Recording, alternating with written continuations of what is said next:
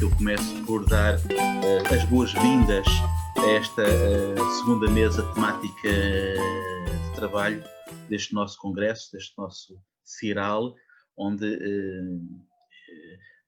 andamos a equacionar a relação entre a religião, a arte e a literatura através de dois grandes nomes, João Cabral de Melo Neto e Clarice Lispector. Dois nomes que obviamente nos abrem, em termos de criação, de pensamento, nos abrem grandes portas nesta temática de muita complexidade e temáticas que levam ao mais interior das identidades, sejam elas coletivas, sejam elas individuais. Temos aqui, para iniciar esta nossa segunda parte da tarde, dois conferencistas que nos vão brindar. Em primeiro lugar, o professor José Brisolino, que é o diretor do mestrado em Ciência das Religiões e o diretor do Instituto de Cristianismo Contemporâneo da Lusófona, e que nos vai falar sobre João Cabral de Melo Neto, uma peregrinação severina. E temos depois a seguir o Mário Vítor Bastos, investigador do Clepul da Faculdade de Letras e professor na mesma faculdade, nos irá falar da amizade e influência entre dois poetas, João Cabral de Melo Neto, em O Cristo Cigano de Sofia de Mauro Breiner Anderson. E eu passo imediatamente a palavra ao professor José Brisolino. Obrigado. Ok, muito obrigado. Boa tarde a todos. Depois do almoço tive a oportunidade de nos deliciarmos com a intervenção do Ricardo Viveiros, enfim, que conheceu o poeta, enfim, o escritor João Cabral de Melo Neto, e que nos deu muitos elementos e muita informação. De facto, fizeram-me um convite que foi mais um desafio para falar sobre João Cabral de Melo Neto neste CIRAL. E eu devo dizer desde já que, de facto, primeiro, não sou especialista em João Cabral de Melo Neto. Em segundo lugar, não sou especialista sequer em literatura, apenas escrevo poemas e ficção. E, portanto, eu fui centrar-me um pouco naquela obra mais icónica, que é A Morte e Vida Severina, de 1956, portanto, tinha eu 2 aninhos de idade, e olhei para esta obra mais como uma metáfora da viagem, não é? E, nesse sentido, eu procuro fazer aqui uma ponte com esta viagem, digamos que é uma viagem física, mas também uma viagem interior, fazer uma metáfora com uma outra viagem de uma obra antiga do século XVII, do inglês John Bunyan, do livro chamado O Peregrino, que é uma viagem mais onírica e espiritual, e é uma obra muito conhecida no âmbito do cristianismo, especialmente do cristianismo protestante. E, portanto, procurei encontrar aqui alguns pontos de contacto. Talvez seja um disparate, talvez não, mas a nossa tendência de investigação, os investigadores normalmente partem sempre de algum pressuposto, de alguma percepção, e depois vão investigar e vão, às vezes, descobrir coisas interessantes. Então, escrevi um texto que vou ler dentro desta ideia que acabei de vos dar. A metáfora de viagem tem servido ao longo dos séculos como modelo simbólico para tentar caracterizar a vida humana, incluindo as vicissitudes da sua existência, as suas contradições, virtudes e defeitos, as suas vitórias, os seus fracassos. As contingências da condição humana têm assim sido retratadas desde a antiguidade, quer pelos gregos, com a celebrada Odisseia de Homero, ou os latinos com a Eneida de Virgílio.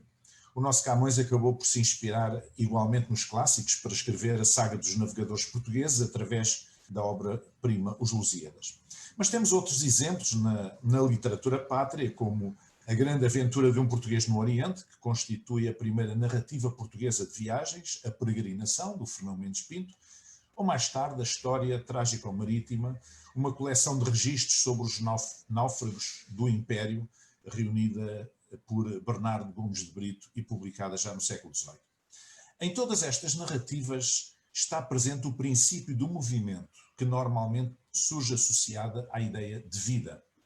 O eu poético de Fernando Pessoa invocava o dito dos antigos marinheiros: navegar é preciso, viver não é preciso. Ao adotar a máxima como seu estilo de vida, na afirmação da ideia de que o melhor da existência está justamente no movimento, na vida que mexe, pois é esse movimento que nos permite o processo criativo, pois, rematava, o que é necessário é criar.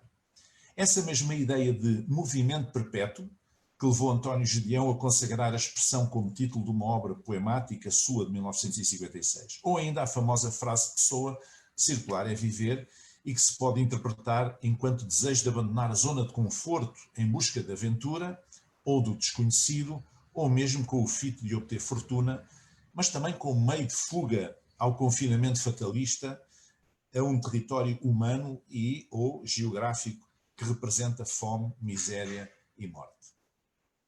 João Cabral de Melo Neto não deixou igualmente de glosar a temática da peregrinação e fez num dos seus textos mais importantes, poéticos mais importantes, Morte e Vida Severina, como já disse, em que desenhou poeticamente o movimento migratório das gentes do sertão pernambucano em direção a terras que pudessem oferecer redenção da finitude e que mais não fosse a simples sobrevivência.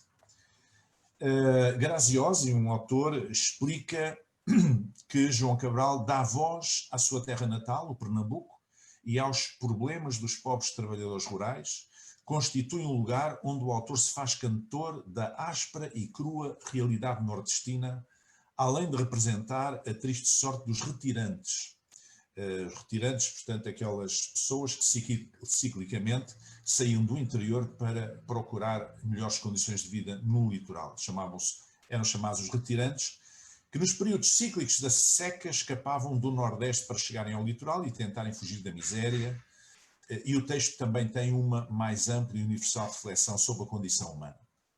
O desafio que nos propomos, portanto, é comparar este movimento migratório dos retirantes do Nordeste brasileiro, do século XX, tipificado na forma poética, com um outro mais individual, representado por uma natureza onírica, formulada em prosa por John Bunyan em Inglaterra, no século XVII, e referimos, portanto, à obra icónica O Peregrino. João Cabral de Melo Neto elabora a migração de Severino de Jesus como um exercício no domínio do simbólico, que parte da fuga à dureza da vida no sertão pernambucano em direção ao litoral na busca de uma vida melhor. O retirante, Severino de Jesus do finado Zacarias, é como ele o define, não foi suficiente para personalizar o protagonista, talvez com a intenção de incluir nele a vida dura de todas as gentes nordestinas. Por isso acrescentou na identificação da Serra da Costela, limites da Paraíba. Mas para que me conheçam melhor vossas senhorias e melhor possam seguir a história de minha vida, passa a ser o Severino que em vossa presença imigra.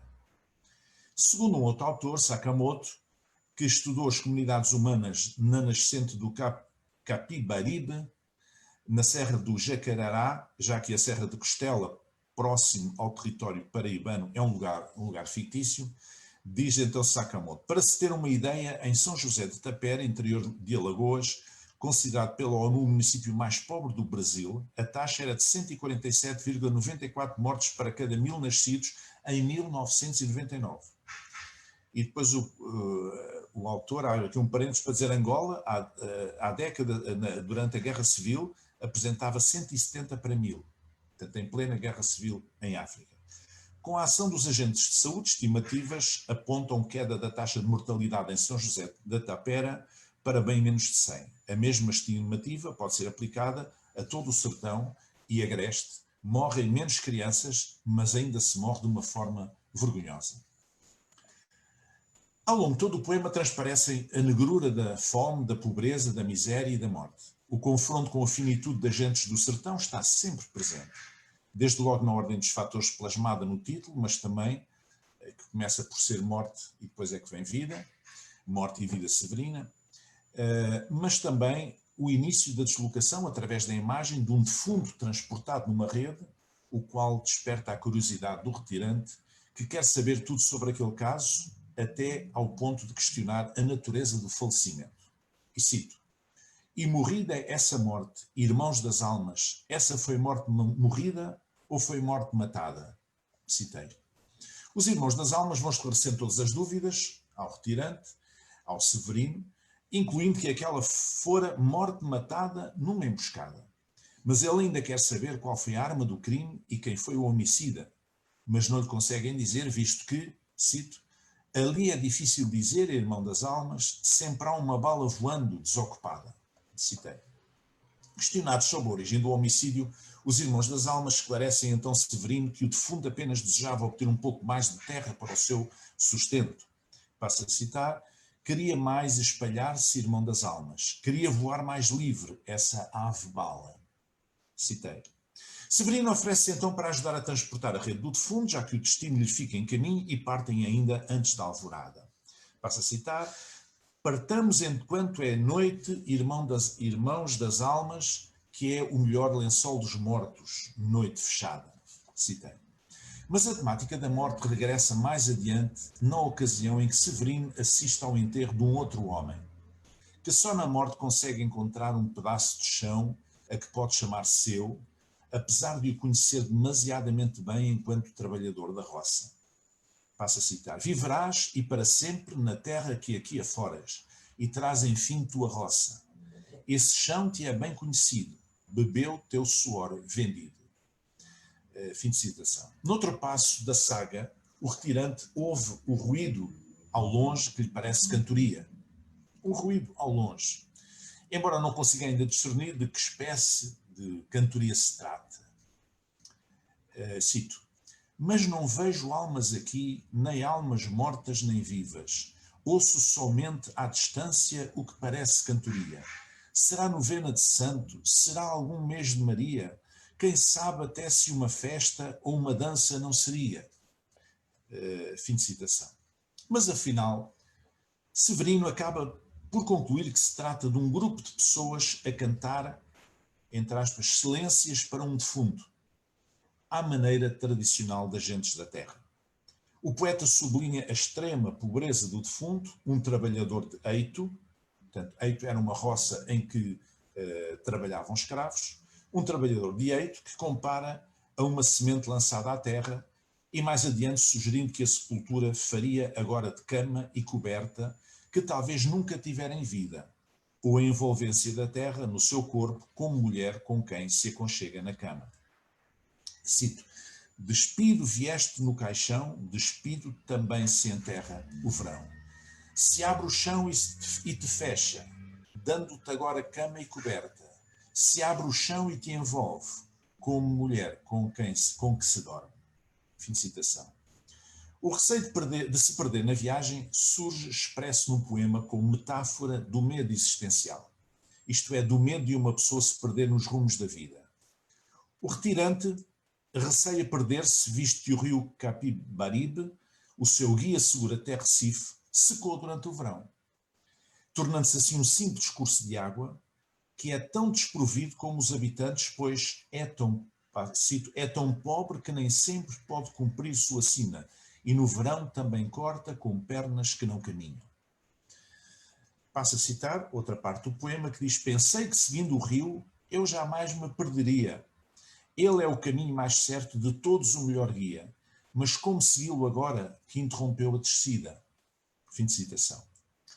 A persistente temática da morte constitui um fio condutor permanente em todo o poema, fazendo com que a peregrinação se torne duplamente cansativa, pelo que, sentindo Severino de Jesus já tão esgotado de uma viagem física e emocional duríssima, pensa fazer uma pausa por ali mesmo e procurar trabalho, o que o leva a confessar, cito: "Desde que estou retirando, só a morte vejo ativa, só a morte deparei, e às vezes até festiva.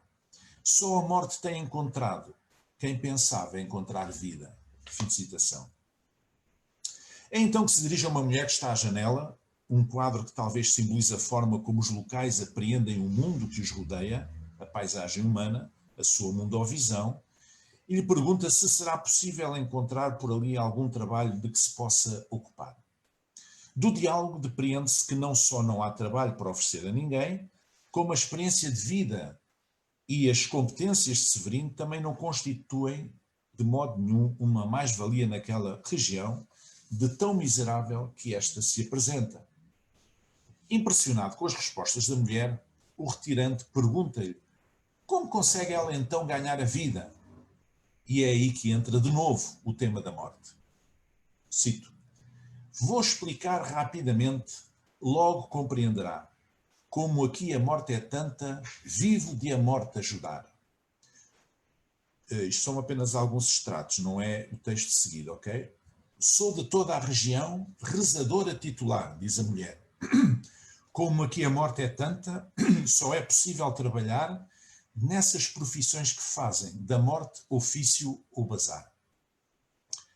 E a interlocutora de Severino passa a explicar que o único trabalho que há disponível por aquelas bandas é a, entre aspas, lavoura da morte, que não está sujeita às intempéries, às pragas ou aos caprichos do tempo, sendo um trabalho mais simples, menos cansativo e em que a diferença temporal entre o momento do investimento e o de colher o lucro é mínima, ao contrário do trabalho do campo.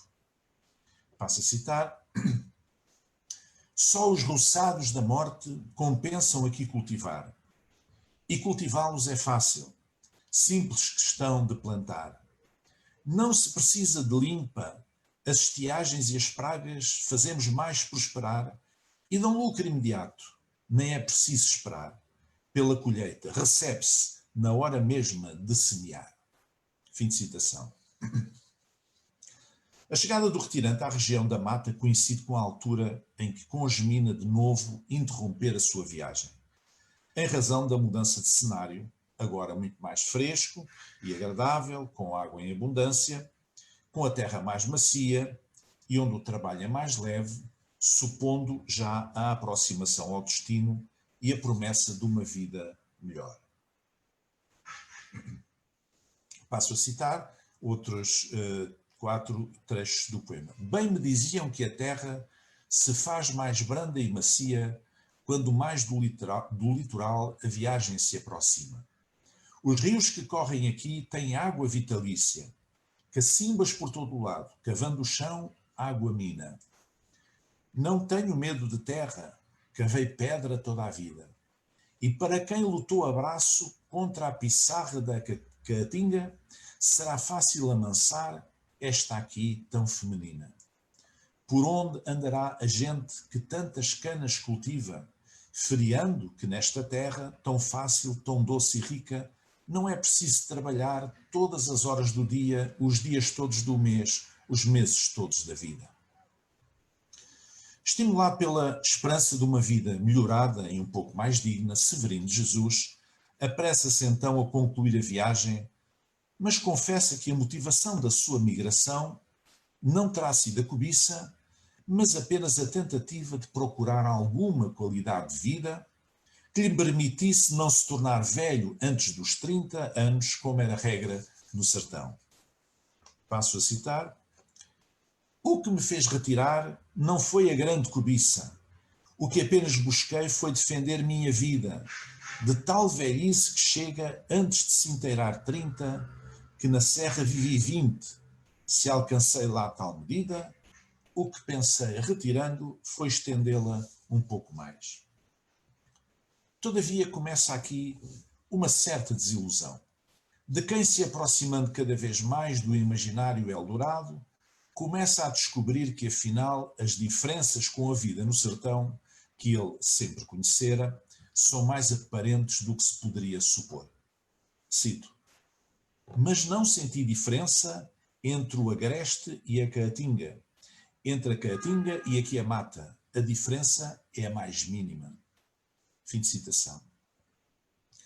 Chegando ao Recife, regressa o leitmotiv da morte quando Severino se senta junto ao muro alto e caiado do cemitério para descansar e ouve inadvertidamente a conversa entre dois coveiros que falam da diferença dos funerais entre ricos e pobres. E ele ouve dizer: toma mais tempo enterrar os ricos. Mas ouve também da elevada mortalidade que por ali há. E ele ouve dizer: mas este setor de cá é como a estação dos trens. Diversas vezes por dia chega o comboio de alguém. E houve ainda, junto ao tal muro alto e caiado do cemitério, em que ele descansa, houve ainda os coveiros falarem sobre os que morrem sem sequer ter vivido. E ele ouve esta frase: crescendo mais cada dia, morre gente que nem vivia. O segundo momento da desilusão com que se confronta na viagem chega quando os coveiros desconstroem a ideia dos miseráveis que chegam à procura de uma vida melhor, ou dos sertanejos retirantes que, mesmo depois da morte, são sepultados na terra seca e dura que sempre conheceram, como se for uma maldição ou força do destino. Passo a citar: eu também, antigamente, fui do subúrbio dos indigentes e uma coisa notei, que jamais entenderei. Essa gente do sertão que desce para o litoral sem razão, fica vivendo no meio da lama, comendo os ciris que apanha. Pois bem, quando sua morte chega, temos que enterrá-los em terra seca. Fim de citação. Pelo falar dos coveiros, Severino descobre então que a sua viagem foi um erro, que apenas o levou a correr atrás da sua própria morte.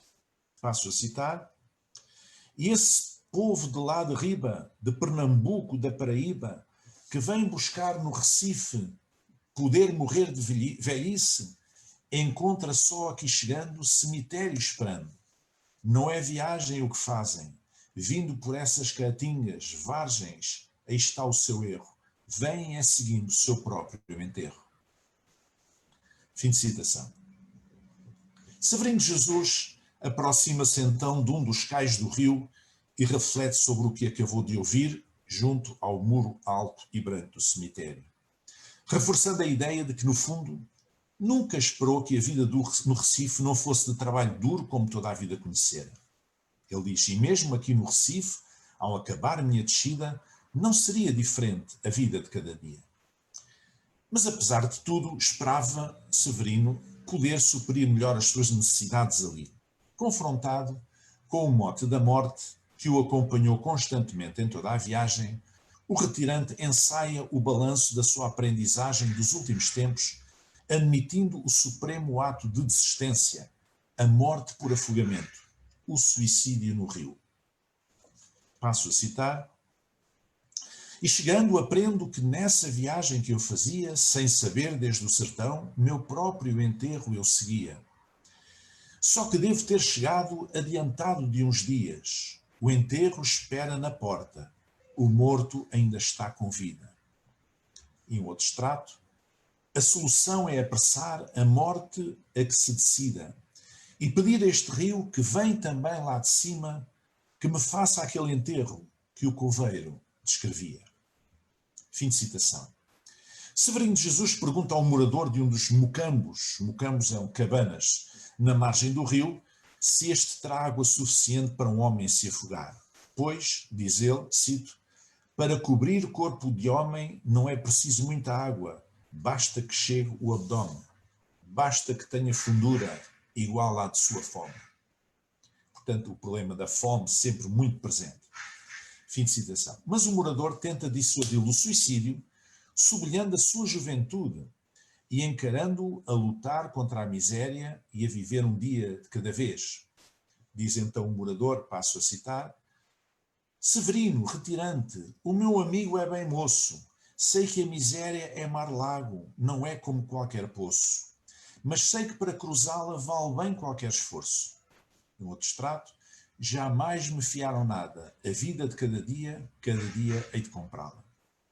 Apesar de tudo, Severino parece manter uma firme intenção suicidária. E diz ele: seu José, mestre Carpina, que diferença faria se, em vez de continuar, tomasse a melhor saída, a de saltar numa noite fora da ponte e da vida? Fim de citação. Mas é então que a história muda subitamente de rumo, inesperadamente. O peso sufocante da presença da morte, o fado da vida dura sem horizontes nem sentido e o propósito de Severino pôr termo à sua própria vida acabam por se dissipar perante um acontecimento inesperado que altera a expectativa do retirante. O fator inesperado surge quando uma mulher sai do mocambo, portanto a cabana, para anunciar ao morador que com ele falava, com Severino, para lhe anunciar que acabou de ser pai. Passo a citar. Em vossa prosa entretida, não sabeis que vosso filho saltou para dentro da vida? Saltou para dentro da vida ao dar o primeiro grito, e estáis aí conversando, pois sabeis que ele é nascido. Fim de citação. De repente, muda o pano de fundo. A morte é tragada pela vida. O nascimento de uma criança faz até que a terra, o céu e as águas lhe prestem homenagem. Todo o céu e a terra, cito, todo o céu e a terra lhe cantam louvor. Foi por ele que a maré esta noite não baixou. Começam então a chegar as pessoas que trazem presentes para o recém-nascido, numa invocação de Salvador nascido em Belém, ou não se chama Severino de Jesus. Trata-se de presentes modestos, de gente muito pobre, para uma família muito pobre, mas que são recebidos como os melhores presentes do mundo. Juntamente com os vizinhos chegam também duas ciganas do Egito, que lançam sortes ao bebê. E se a primeira delas vaticina ao menino uma vida igual à do pai, já a segunda prevê que um dia o menino que se há de fazer homem sairá daquela vida a fim de se tornar operário numa fábrica e se mudará, cito, para um mocambo melhor nos mangues de Beberibe. Passo a citar, minha amiga se esqueceu de dizer todas as linhas, diz a segunda cigana. Não pensem que a vida dele há de ser sempre da minha. Fim de citação. Então, entretanto, os vizinhos falam da beleza daquela criança. Cito, de sua formosura deixai-me que diga é tão belo como um sino numa sala negativa. Antecipam as suas habilidades, as habilidades da criança, a sua capacidade criativa.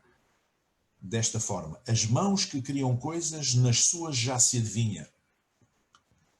O renovar da esperança de Severino chega assim pela mão deste evento inesperado, o nascimento de uma criança, que representa a surpresa, a alegria, a beleza, a novidade e tudo aquilo de que necessita na sua viagem existencial pela vida fora.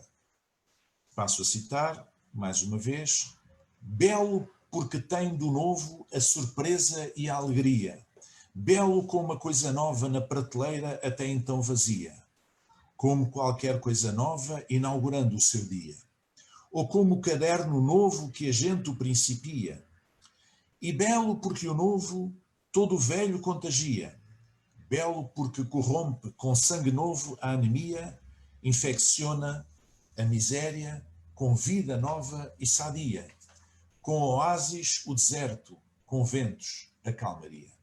Fim de citação. O Carpina era um artesão operário que aparelhava madeira e armava a madeira em construções, não é?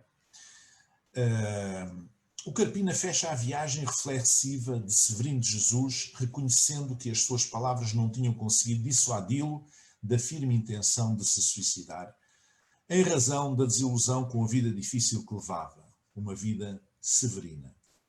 Mas que o nascimento daquela criança dissera com eloquência exatamente o que ele precisava de ouvir.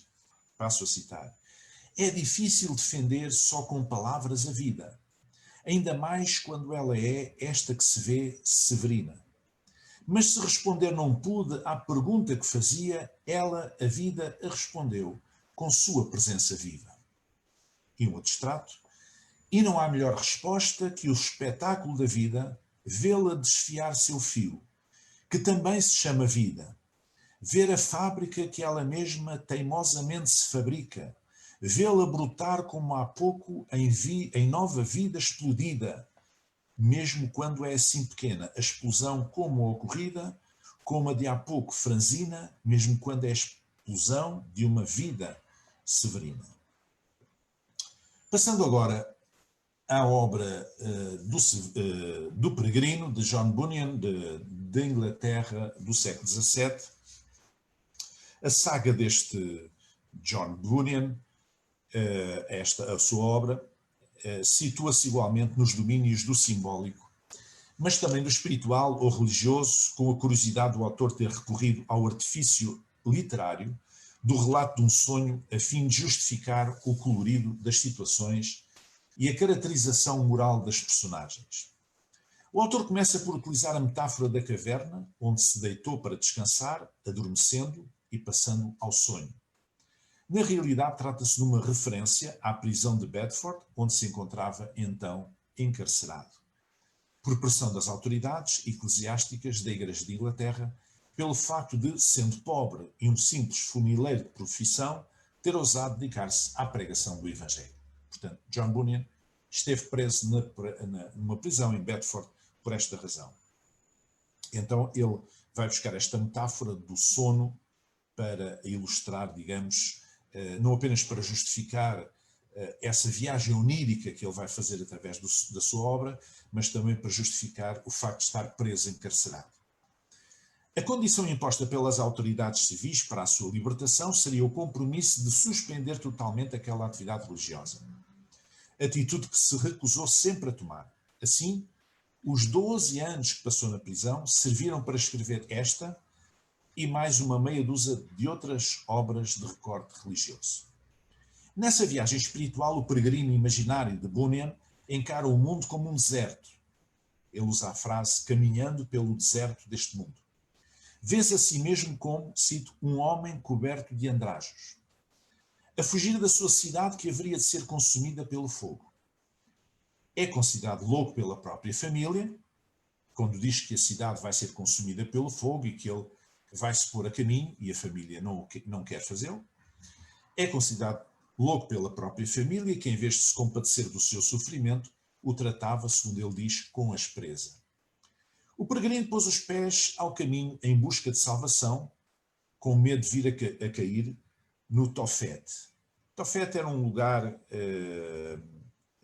enfim, a sul e sudoeste da antiga Jerusalém, no Vale de Inon, onde se realizavam, num determinado período, rituais de sacrifícios humanos dedicados aos deuses pagãos, segundo os relatos bíblicos, incluindo o sacrifício de crianças ao deus Moloque, que era adorado pelos povos que habitavam a Península Arábica e a região do Médio Oriente.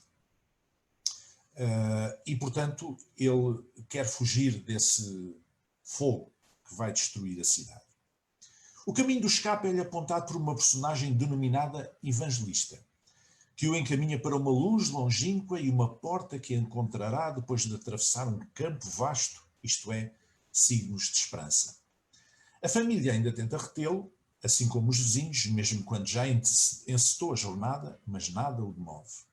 O peregrino vai encontrando toda a sorte de dificuldades pelo caminho que o tentam desencorajar a prosseguir a jornada de salvação a que se propôs e que se apresentam na forma de figuras humanas, como o obstinado, o flexível, o sábio segundo o mundo, o formalista, a hipocrisia, o demónio Apolion, mas também outras figuras como o Lucas, a adulação, o interesse próprio, o amor ao dinheiro, o Demas, a ignorância, a negligência e o ateu, entre outras personagens da história. Mas também os lugares físicos de passagem revelam uma representação simbólica adversa aos propósitos do peregrino, como lugares como o pântano da desconfiança, ou o desfiladeiro da dificuldade, o vale da humilhação, o vale da sombra da morte, ou a feira da vaidade. Só a sua persistência lhe permitiu conseguir chegar ao destino desejado.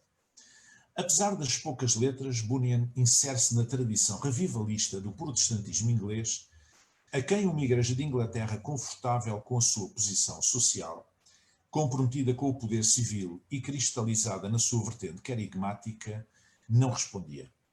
Nos seus escritos, Bunyan interpretou o grito paulino à comunidade cristã de Corinto do I século, que dizia: porque se não anuncio o Evangelho, não tenho de que me gloriar, pois me é imposta essa obrigação, e ai de mim se não anunciar o Evangelho.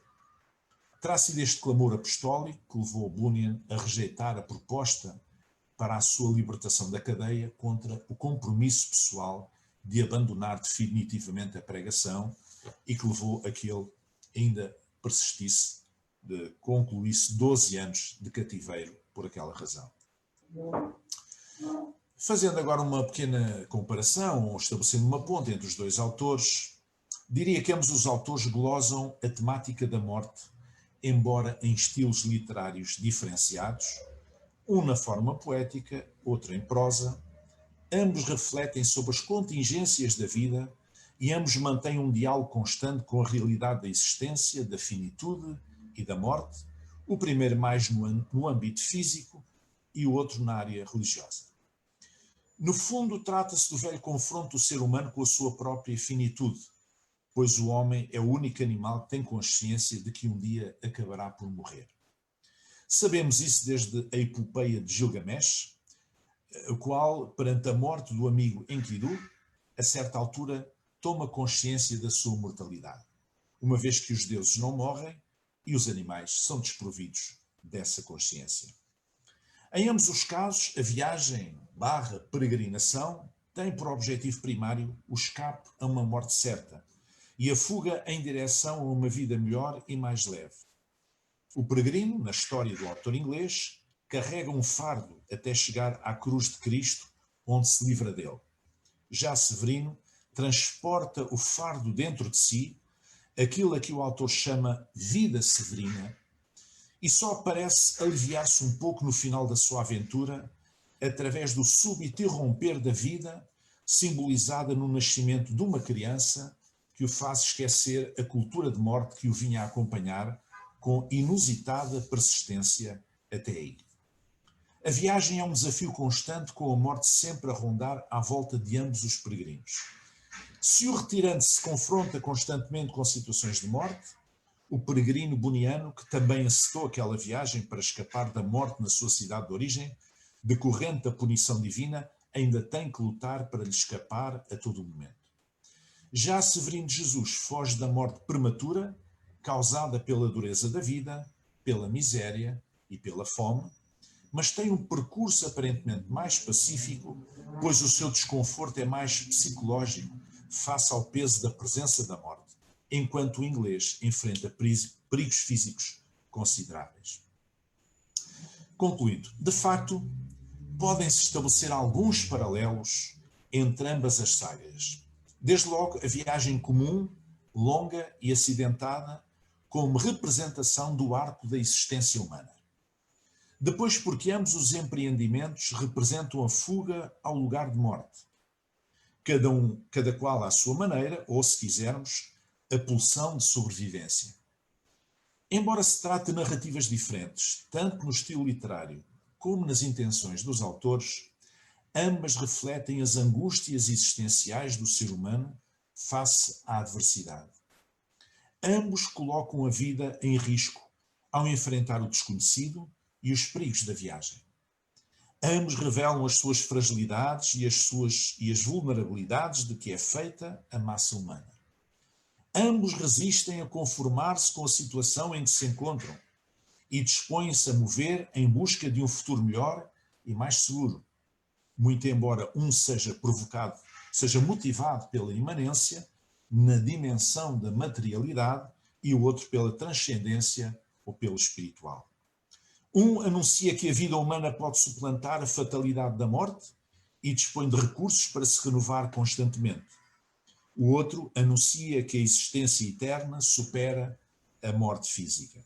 Afinal, ambos refletem a saga humana de sempre, isto é, a peregrinação exterior e interior do homem em direção a uma vida com sentido. Cada um à sua maneira, ambos representam a pessoa humana nas suas desvairadas peregrinações de todos os tempos e geografias. Muito obrigado.